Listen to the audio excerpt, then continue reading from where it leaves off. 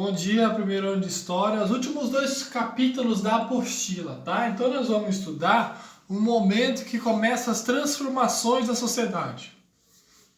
O final da Idade Média para o começo da Idade Moderna, tá? Então a reforma da igreja, a reforma do pensamento. Então os dois capítulos aqui, apesar de ter temas completamente diferentes, eles se unem em um ponto. Qual é o ponto?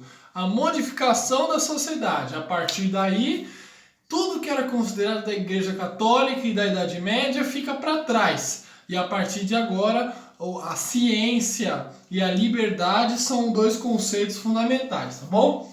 Então, o penúltimo capítulo da apostila de vocês fala sobre o Renascimento. Por que Renascimento? Depois da Idade Média, você tem a Idade Moderna, a descoberta das Américas. E nesse período de descoberta das Américas, todos os conceitos são refeitos. Por quê? Consideram que a Idade Média foi um período de atraso, então eles vão buscar lá na ciência da Grécia Antiga, lá na ciência da Idade Antiga, os conceitos para a Idade Moderna. Então tem um pulo, eles ignoram a Idade Média e voltam lá na Idade Antiga para buscar os conceitos e reformular, refazer a sociedade, a ciência, o campo artístico, todos os campos da vida serão refeitos e é como se quisesse esquecer a Idade Média. Quando você termina o namoro, você quer esquecer o namorado, começa no próximo, sabe? Então, eles queriam esquecer a Idade Média, buscar uma nova sociedade e criar essa sociedade a partir dos conceitos da Grécia, tá? Então nós temos aqui, qual é a base do Renascimento? O empirismo, ou seja, a ciência. Eu vou ali testar na prática e vou descobrir através de métodos científicos. Teocentrismo, tá bom? E as características gerais do Renascimento. Humanismo, ou seja, as produções serão voltadas ao estudo, análise do ser humano. Naturalismo, então vai buscar ambientes naturais, vai buscar conhecimentos. Começa o individualismo, né? Começa a se questionar o poder do rei ou a autoridade do rei, começa a se voltar para o indivíduo, para o seu individual, né? O racionalismo, ou seja, a partir daí você não tem mais uma explicação religiosa das coisas. Meu pai morreu por quê? Porque Deus quis. Não, meu pai morreu porque teve um infarto, a aorta entupiu de gordura, porque ele comia McDonald's. Então começa a ter uma explicação científica e abandonar a explicação religiosa, racionalismo. E na literatura, o professor de literatura vai aprofundar isso melhor do que eu, surge uma nova era de produções, tá? Com outros conceitos e outros objetivos, né? O romance, o conceito do amor, tá bom? Quais as fases do Renascimento?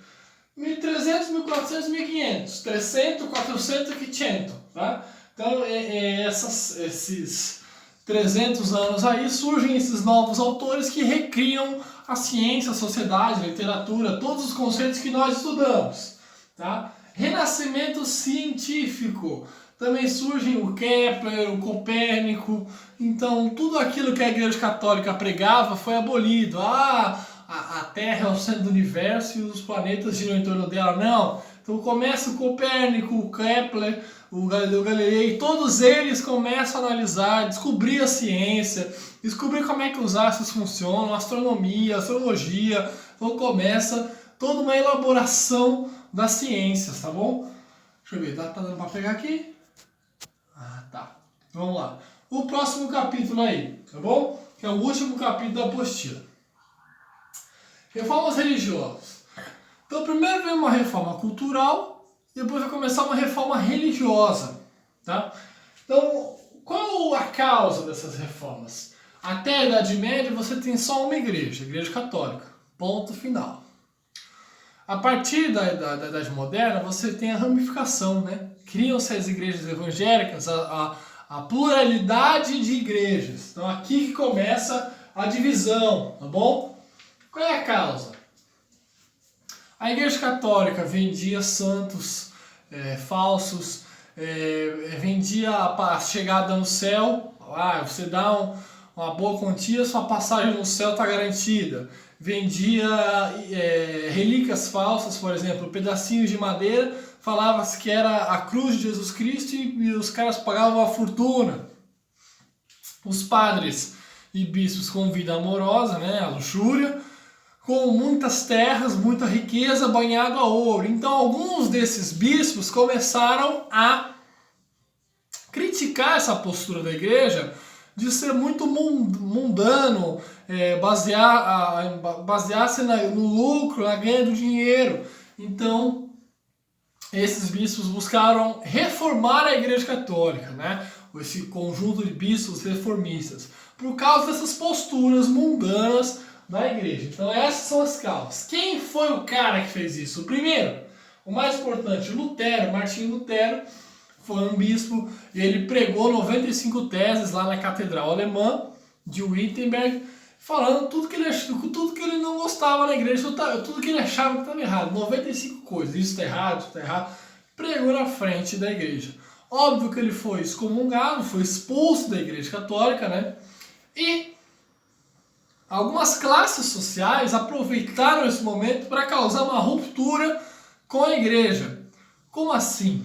A burguesia não tinha vários conflitos com a Igreja Católica, porque a Igreja Católica não permitia o lucro, não permitia, falava que era um pecado aquilo que a burguesia fazia, ganhava dinheiro em cima do outro. Então a burguesia começou a apoiar esses bispos criaram as novas igrejas e assim eles se livravam da Igreja Católica. Então a burguesia alemã, no caso, apoiou a criação dessa igreja luterana, né? Com novos dogmas, é a base da igreja evangélica. Outro cara que fez isso foi o João Calvino, que fez uma interpretação um pouco mais hardcore, um pouco mais agressiva. Ele falava que quanto mais dinheiro você tinha, mais perto do céu você estava, porque o dinheiro era o dom divino, então ele apelava mais, era uma ramificação que apelava mais, tá?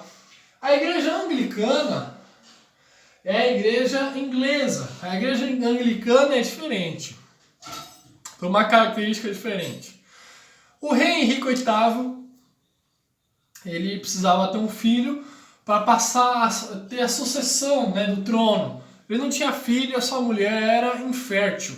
Então ele precisava, na cabeça dele, se separar da mulher, casar com a amante para ter um filho com a amante e continuar a hierarquia do trono. Ele mandou uma carta lá para o Papa, perguntando se o Papa autorizaria ele se separar da mulher, porque a mulher era infértil, para ele casar com a amante. O Papa não aceitou. Então o que ele fez? Rompeu com a igreja, fez a igreja dele e separou e teve o filho. Então a igreja anglicana surge por essa especificidade, tá bom? A igreja, perdendo tantos fiéis, eles começam a se reunir para ver o que eles vão fazer. Mesma coisa numa empresa, né? Vamos supor que a Coca-Cola começou a perder para a Dolly aqui no Brasil. Então eles vão se reunir lá, os caras da Coca-Cola, e ver qual é a estratégia que eles vão utilizar para tentar ganhar da Dolly, né? Então a Igreja Católica se reuniu no Concílio de Trento, na Itália, para definir quais as estratégias que utilizariam para tentar retomar esses fiéis. Só que os bispos, depois dessa reunião geral da alta patente da Igreja Católica, chegou à conclusão que tinha que continuar do mesmo jeito e não mudar, seguir os dogmas e não mudou a Igreja. Tá? Então a contra-reforma católica, ou seja, uma tentativa de recuperar os fiéis, na verdade foi o Santo Ofício, né, proibição da leitura de alguns livros, inclusive da Bíblia traduzida do Lutero e das Bíblias das outras religiões. Então foi mais uma defesa do que uma modificação na sua estrutura. Continua a mesma coisa na Igreja Católica, tá bom? Então esses são os últimos 2 capítulos da apostila. As dúvidas a gente esclarece no plantão.